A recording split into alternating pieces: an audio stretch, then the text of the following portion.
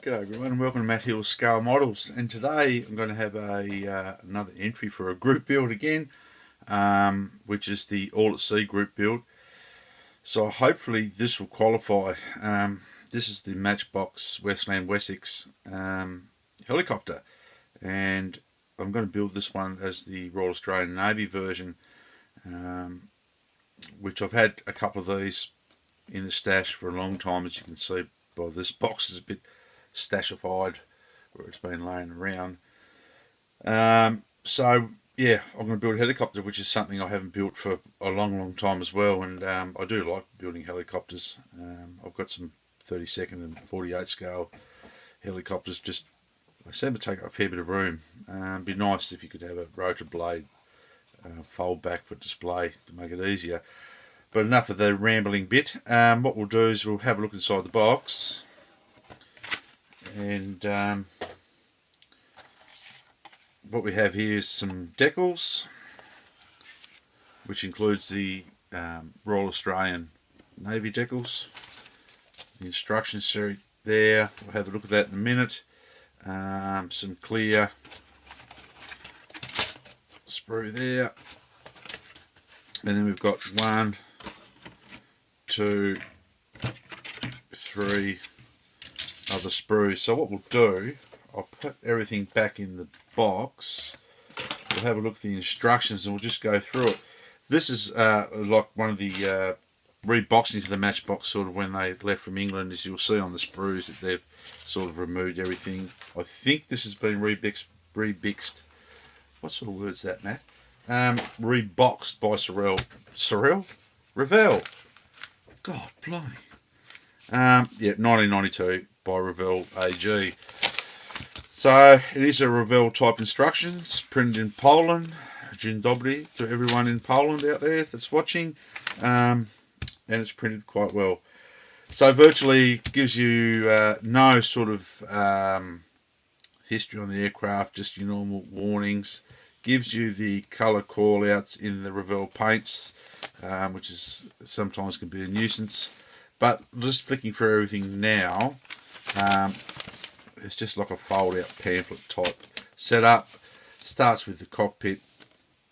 Well, it starts here. You can either build it as the Westland Wessex HU5 from the number 845 Naval Air Squadron HMS Bulwark, or the Wessex HAS31 number 725 Naval Air Squadron Royal Australian Navy, which was the helicopter I'm going to do, which is a nice bright machine from memory in Oxford blue and white.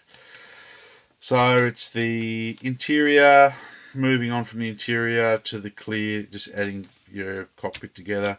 Down here is a piece where you have to cut the front off, oh blimey, for the Royal Australian Navy version, which I don't think is going to be too hard to do. It just moves along, putting the fuselage sides together, the tail rotor, everything just goes together. It looks like it's going to be a fairly simple build. Most of these old Matchbox kits are pretty simple to build. Just going on now, working through the constructions, the landing gear, etc. And then some of your final work, adding everything. No option here to fold the rotors.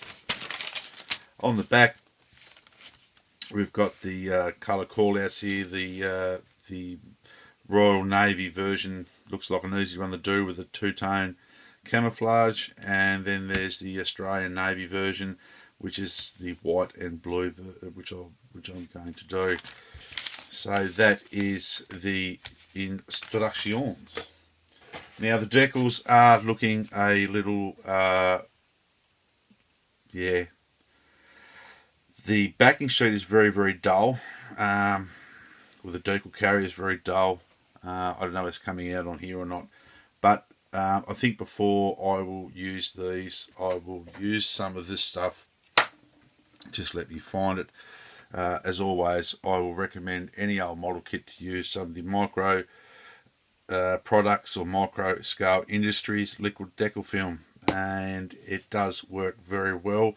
If you can keep the liquid decal film, you can plainly see here well, I can see, I don't know about you guys on the camera, you can see the carrier film here for the decals. If you sort of keep it round in the area of the carrier film, because if you have to cut the parts out individually, and the more you paint this decal film on, it's the bigger it will be. So you don't want to have a massive big area.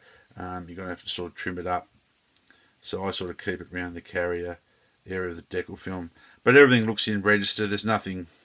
The British rounders, it could be my eyes. They don't look quite centre, the red in the roundels. But look, who's complaining? I'll put that back over there. So yes, the decals are there. We'll have a look at the clear. This old sort of clear from Breville is not 100% really good. It will polish up, guys. Don't stress about it. I've sort of steered away a little bit now of dipping my clear in the future floor polished. I find that if the canopy, and I might explain this in the video before, so I might be going over the top of myself, some of the newer kits have got so finer raised lines on the canopy that if you do dip them off in that future or floor polish, you'll find that you will lose the panel line definition for the framing. So I've been trying another product now, which is the 8K range, which I'll just get here for you guys to have a look at. Everyone knows what it is, but I've tried some of this stuff from who's it by? AK Interactive. It's like a future floor polish type shine enhancer, but it's really thin. But you've got to make sure that you get that excess off with a bit of paper towel. Let the capillary reaction of the paper towel pull it off. It does work really well for those who can't get hold of a floor polish. And so yeah, I'll be trying that on it anyway. And what I'll do, because the aircraft's going to be glossy anyway, if the fit looks good, I will mask all this up. I'll clean it all with a nice cloth first, like I do a lint free, like an old white t-shirt, a little bit of polish.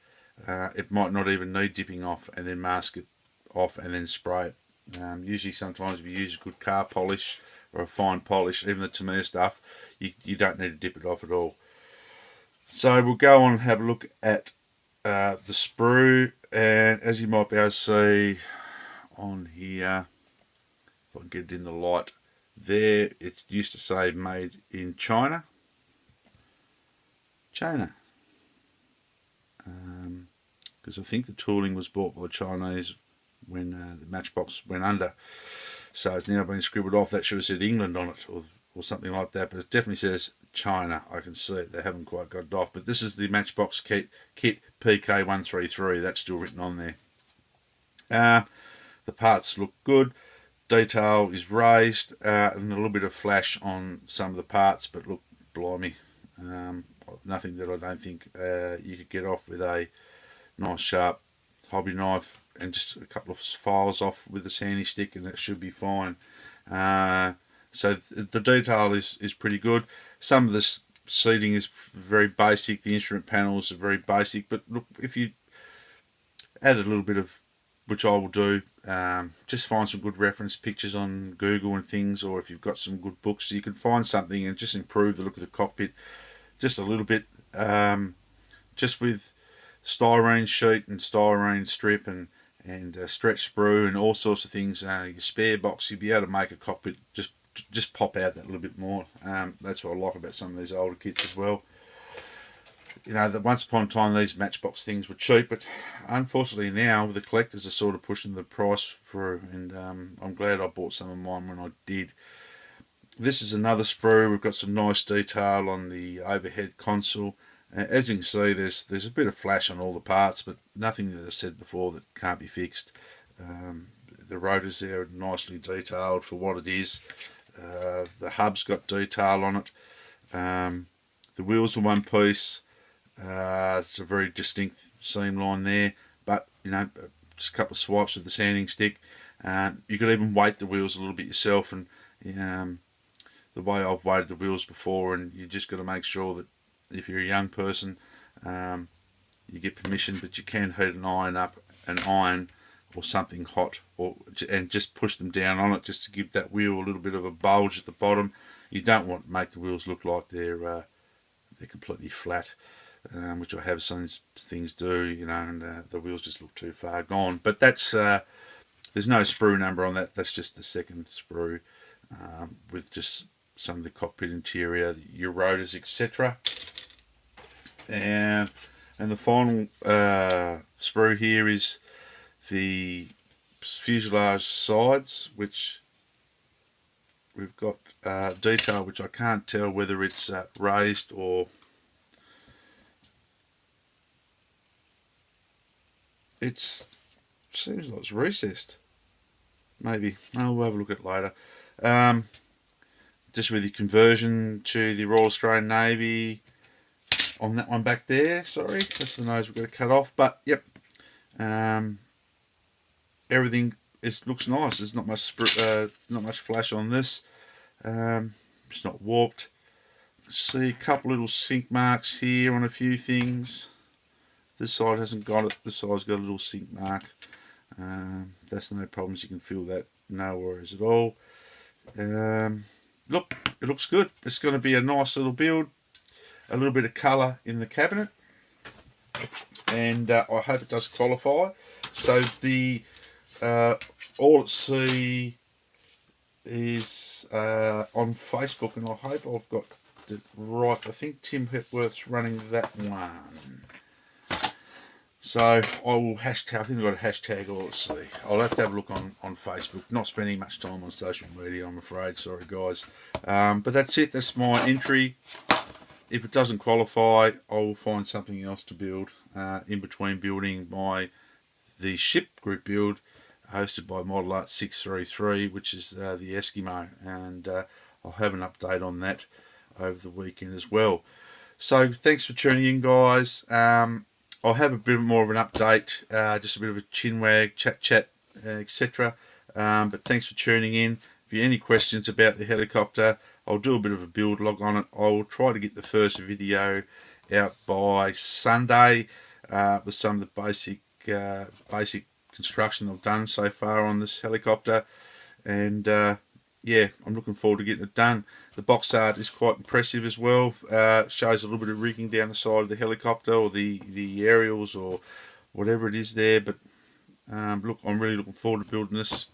It's been in the stash for a long time. So until next time, guys, be safe, model hard, and just remember, you can get a good result out of an old model kit.